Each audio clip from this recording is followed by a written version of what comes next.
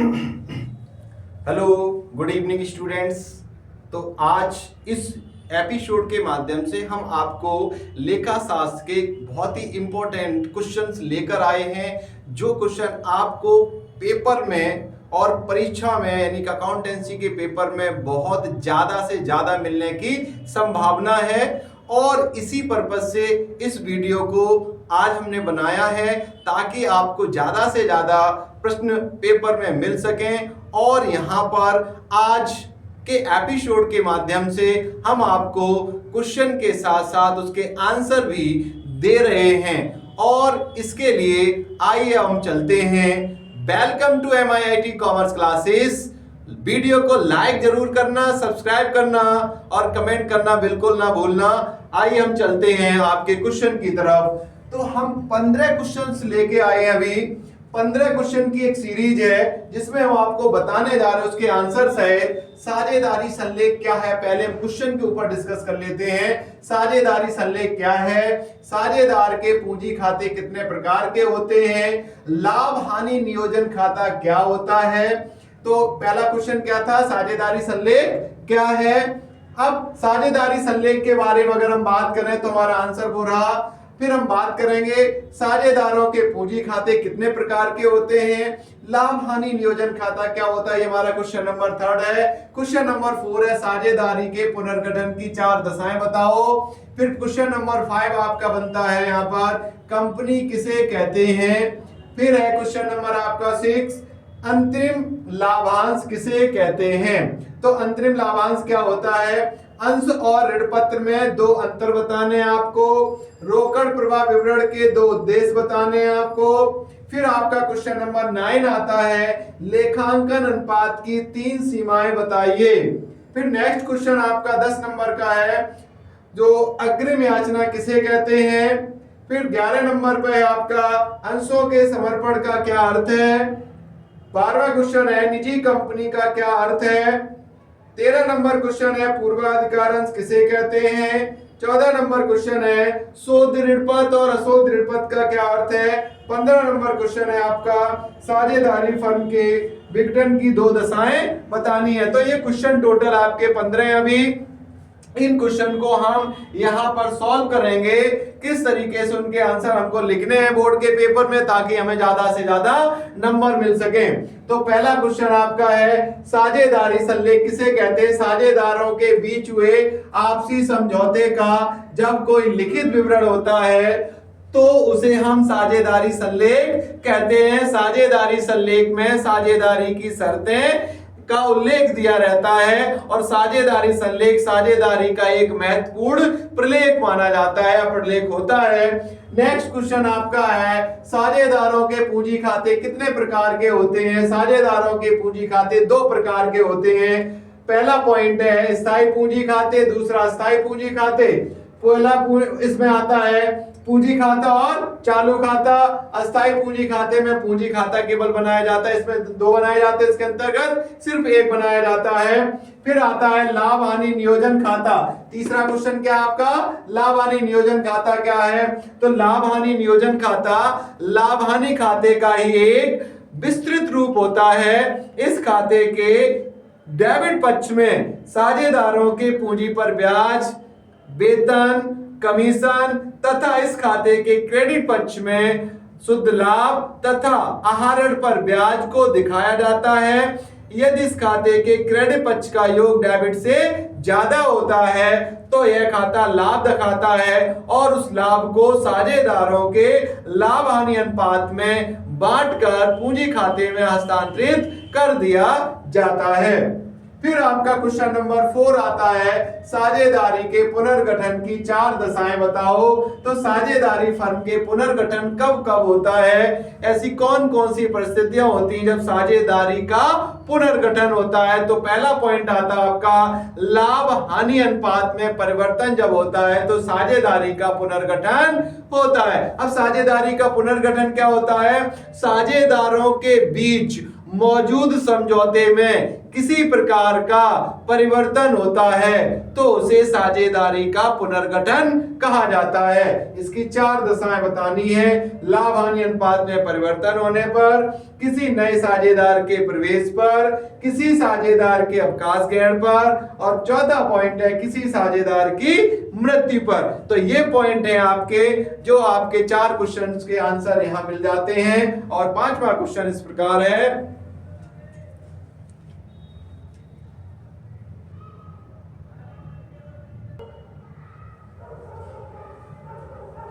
देखो हम बात कर रहे थे क्वेश्चन नंबर 5 की। तो कंपनी किसे कहते हैं? कंपनी लाभ कमाने के उद्देश्य, कंपनी लाभ कमाने के उद्देश्य से बनाई गई एक ऐसी संस्था होती है जिसका निर्माण और समापन कानून के द्वारा होता है, जिसका पृथक अस्तित्व, शाश्वत उत्तराधिकार तथा एक सार मुद्रा मोहर होती है, उसे कंपनी कहते हैं।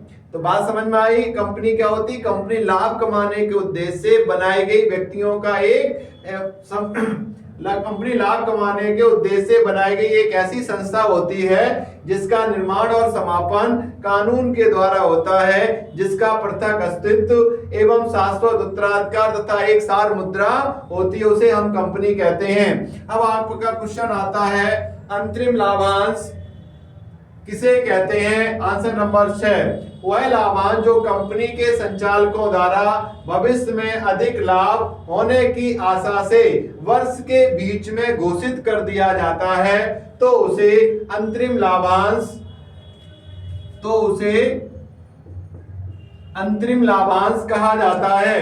और अंतिम लाभांश, दोनों में कंफ्यूजन हो जाएगी आपको कि अंतिम लाभांश क्या होता है? वह लाभांश जो वर्ष के अंत में घोषित किया जाता है कंपनी की साधारण सभा में, तो उसे हम अंतिम लाभांश कहते हैं। और जो लाभांश वर्ष के बीच में घोषित कर दिया जाता है कि भविष्य में कंपनी को अधिक लाभ होगा, उसे हम क्या कहते हैं?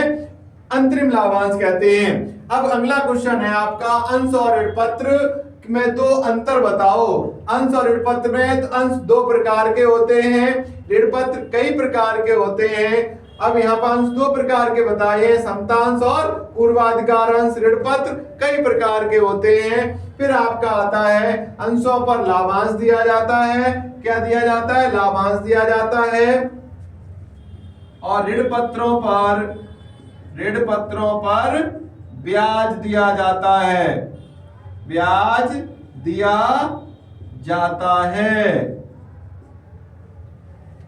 ठीक है। और अगर तीसरा पॉइंट लिखना चाहो, अंशों पर लाभांश की दर निश्चित नहीं होती है। और तीसरा पॉइंट है, ऋण पत्रों पर ब्याज की दर निश्चित होती है। तो ये आपके, अब क्वेश्चन नंबर आपका हम बात करते हैं आंसर नंबर 8 की। तो आंसर नंबर 8 क्या कह रहा है? रोकड़ प्रवाह विवरण के 2 उद्देश्य। रोकड़ प्रवाह विवरण, तो पहला उद्देश्य क्या होगा? रोकड़ प्रवाह विवरण बजट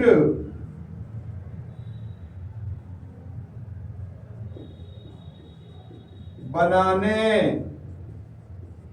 में सहायता करता है। दूसरा पॉइंट है, तरलता की स्थिति को बताते हैं। ये आपके 2 हो गए। अगला क्वेश्चन क्या है? कोई आंसर नंबर आपका है 9। तो पहली सीमा इसकी है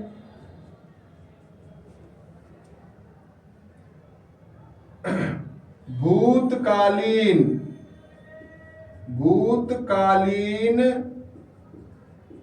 सूचनाओं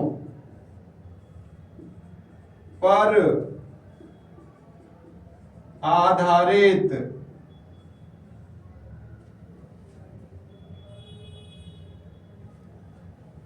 लेखांकन पाठ की सीमाएं हो गई भूतकालीन सूचनाओं पर आधारित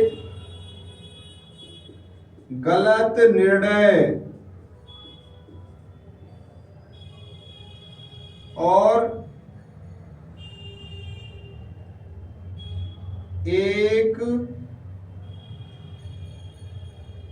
ऐसे लिख सकते हैं संपूर्ण स्थिति को ना प्रकट कर पाना। देखिए क्या होता है कि जो लेखांकन अनुपात होते हैं वो भूतकालीन सूचनाओं पर आधारित होते हैं, क्योंकि वित्तीय विवरण जो बनाए जाते हैं उनसे सूचना एकत्रित की जाती है और उनके आधार पर लेखांकन अनुपात की गणना की जाती है। तो लेखांकन अनुपात किस पर आधारित होते हैं? भूतकालीन। तो वर्तमान की वो सही स्थिति नहीं बता पाते। पहली स्थिति तो ये हो गई आपकी सीमा। गलत निर्णय, अगर लेखांकन अनुपातों का हम प्रयोग कर रहे हैं और अगर उनमें पक्षपात किया गया है, मतलब वो अगर गलत सूचनाएं प्रकट की गई हैं, तो उनसे जो निर्णय लिए जाएंगे वो भी कैसे होंगे? गलत लिए जाएंगे।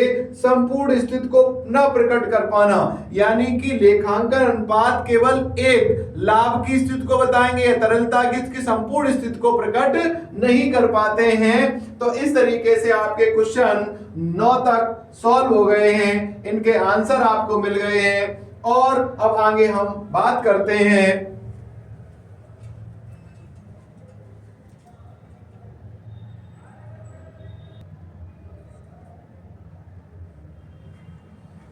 ये आपका आंसर नंबर 10। 10 नंबर है आपका अग्रिम याचना किसे कहते हैं?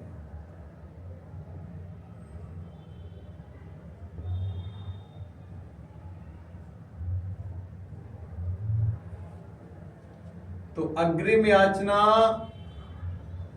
इसे इंग्लिश में बोलते हैं कॉल इन एडवांस। देखिए अब इसको लिखेंगे, जब कोई अंशधारी कंपनी की किसी याचना राशि का भुगतान समय से पहले कर देता है तो उसे अग्रिम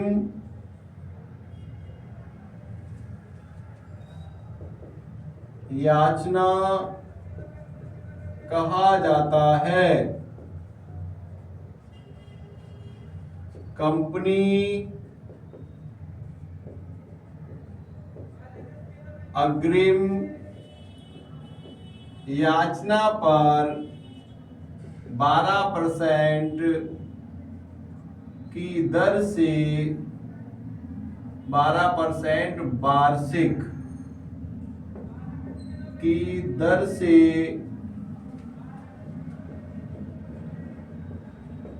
ब्याज देती है।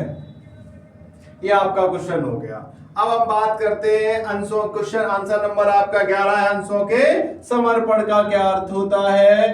तो आंसर नंबर 11 कौन सा है? 11 आंसर नंबर है आपका। जब कोई अंशधारी कंपनी की किसी याचना राशि का भुगतान नहीं कर पाता है तो वह अपनी इच्छा से कंपनी को अंश वापस कर देता है तो उसे अंशों का समर्पण कहा जाता है। क्या कहा जाता है? तो उसे अंशों का समर्पण कहा जाता है। अब बात करते हैं आंसर नंबर 12 की। निजी कंपनी का क्या अर्थ है? निजी कंपनी वह कंपनी होती है जिसमें सदस्यों की न्यूनतम संख्या 2 और अधिकतम 200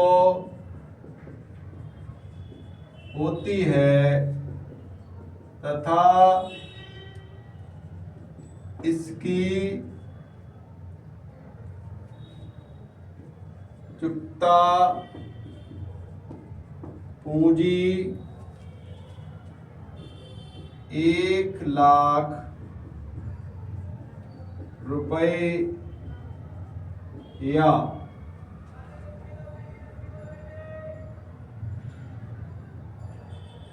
पार्षद सीमा नियम में उल्लिखित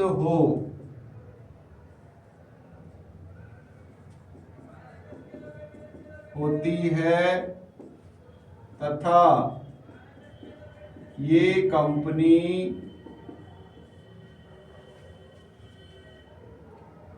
अपने अंशों या ऋण पत्रों के निर्गमन पर रोक लगाती हैं और ये कंपनी अपने नाम के पीछे प्राइवेट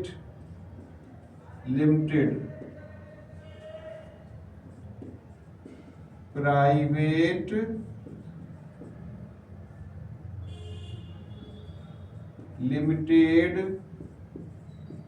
शब्द का प्रयोग करती है। अब आपका आता है क्वेश्चन नंबर 13, आंसर नंबर 13। तो निजी कंपनी क्या होती है? वह कंपनी होती है जिसमें सदस्यों की न्यूनतम संख्या 2 और अधिकतम 200 होती है तथा इसकी चुकता पूंजी 1,00,000 रुपए या पार्षद यानी में उल्लिखित हो तथा ये कंपनी अपने अंशों या ऋण पत्रों के निर्गमन पर रोक लगाती हैं और ये कंपनी अपने नाम के पीछे प्राइवेट लिमिटेड शब्द का प्रयोग करती हैं। अब आता है आपका पूर्वाधिकार अंश किसे कहते हैं? ये वे अंश होते हैं जिन्हें निम्न 2 अधिकार प्राप्त होते हैं। नंबर 1, नंबर 2 निश्चित दर से लाभांश प्राप्त करने का अधिकार। दूसरा है कंपनी के समापन के समय पूंजी वापसी का अधिकार।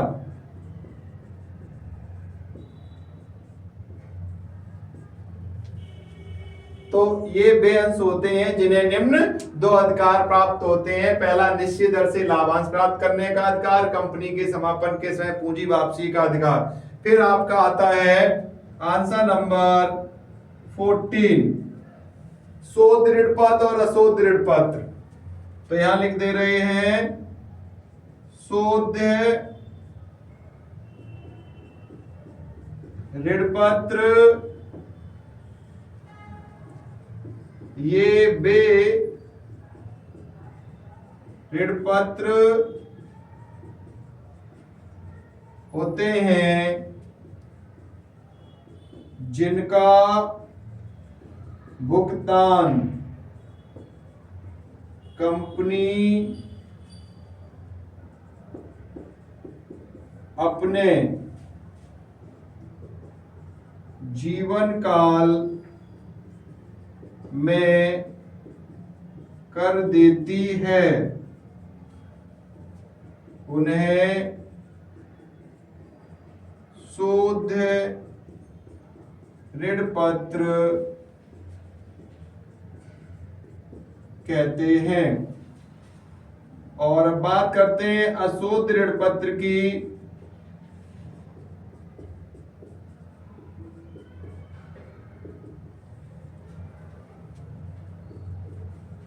ये वे ऋण पत्र होते हैं जिनका भुगतान कंपनी अपने जीवन काल में नहीं कर पाती है। उन्हें अशोध ऋण पत्र कहते हैं। तो इस तरह से आपके टोटल क्वेश्चन हो गए आपके 14। तो सबसे पहला अग्रिम याचना क्या होती है? जब कोई अंशधारी किसी कंपनी की मांगी गई याचना राशि का भुगतान समय से पहले कर देता है तो उसे अग्रिम याचना कहा जाता है। और अग्रिम याचना पर कंपनी 12% की दर से ब्याज देती है। जब कोई, फिर आगे आपका क्वेश्चन आता है अंशों के समर्पण का क्या है? जब कोई अंशधारी कंपनी की किसी मांगी गई याचना राशि का भुगतान नहीं कर पाता है तो वह अपनी इच्छा से कंपनी के अंशों को वापस कर देता है तो उसे अंशों का समर्पण कहा जाता है, सरेंडर ऑफ शेयर। अब बात करते हैं निजी कंपनी क्या होती है। निजी कंपनी वह कंपनी होती है जिसमें सदस्यों की न्यूनतम संख्या 2 और अधिकतम 200 होती है। ये इसकी चुकता पूंजी 1 लाख रुपए या पार्षद सीमा नियम में जैसी उल्लिखित हो। इसकी अधिकृत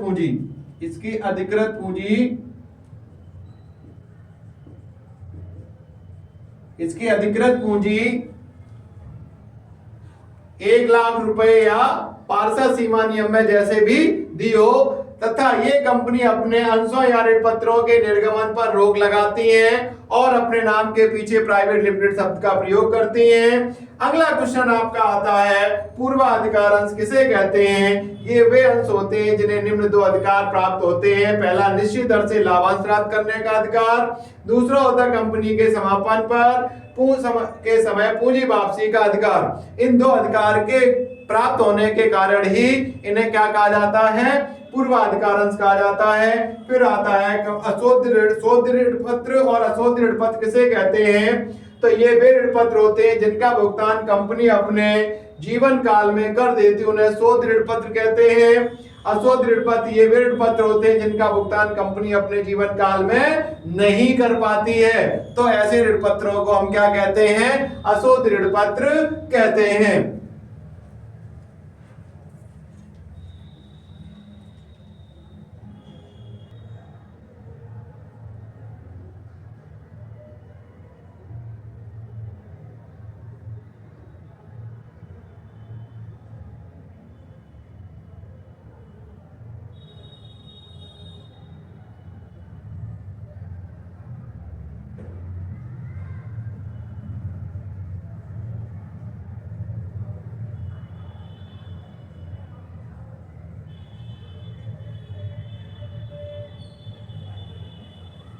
अब बात करते हैं साझेदारी फर्म के विघटन की दो दशाएं।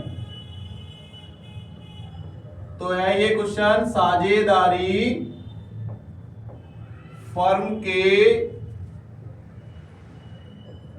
विघटन की दो दशाएं। पहला पॉइंट है आपका आपसी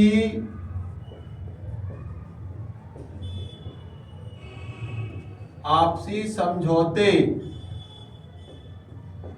द्वारा। दूसरा होता है न्यायालय द्वारा।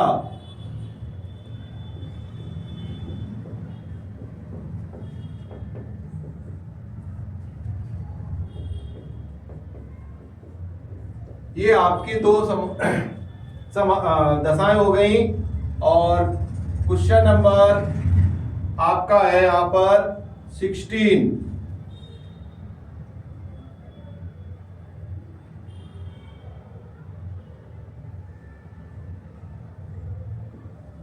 त्याग अनुपात किसे कहते हैं? आंसर, जब कोई साझेदार फर्म में प्रवेश करता है तो पुराने साझेदारों द्वारा अपना हिस्सा जिस अनुपात में नए साझेदार को दिया जाता है उसे त्याग अनुपात कहा जाता है।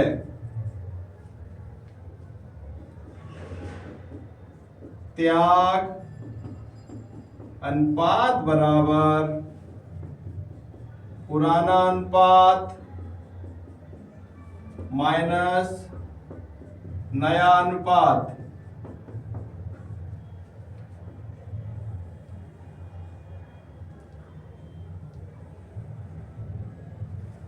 फिर क्वेश्चन नंबर 17।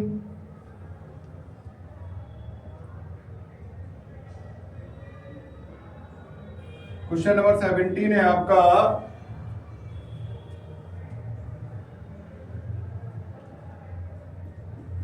ऋण पत्र किसे कहते हैं? आंसर, जब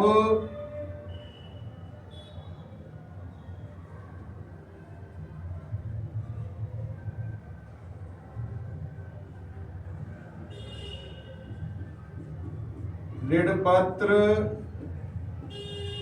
कंपनी द्वारा कंपनी द्वारा लिए गए ऋण की स्वीकृति का एक प्रमाण पत्र होता है जिस पर ब्याज की दर ऋण की धनराशि तथा भुगतान की शर्तें का उल्लेख दिया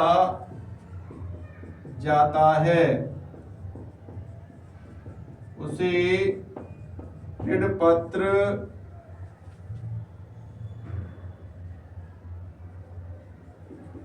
कहते हैं। क्वेश्चन नंबर 18,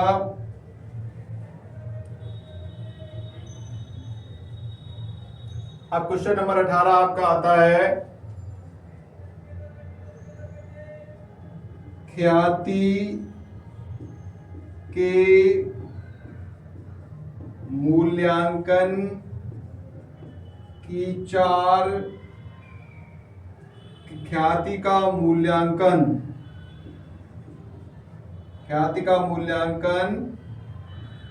कब किया जाता है? कब किया जाता है? तो आंसर है इसका नंबर 1, नंबर 2, नंबर 3 और नंबर 4। नंबर 1,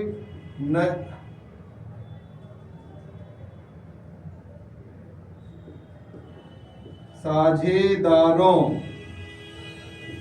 के लाभ हानि अनुपात में परिवर्तन होने पर नए साझेदार के प्रवेश पर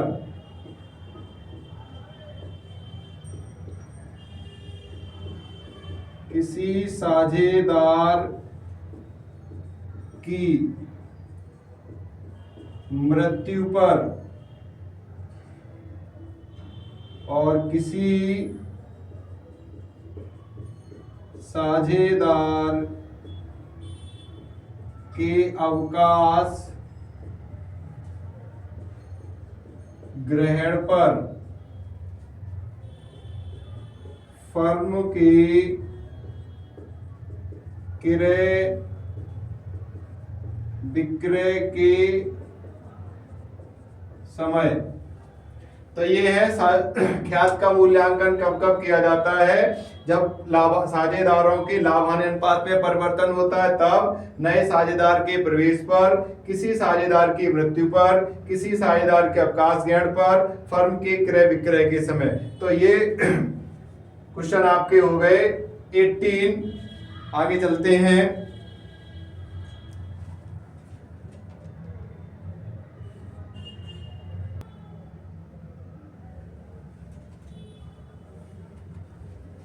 हम बात कर रहे हैं क्वेश्चन नंबर 19 की। तो ये है पूर्वाधिकार अंश के प्रकार बताओ।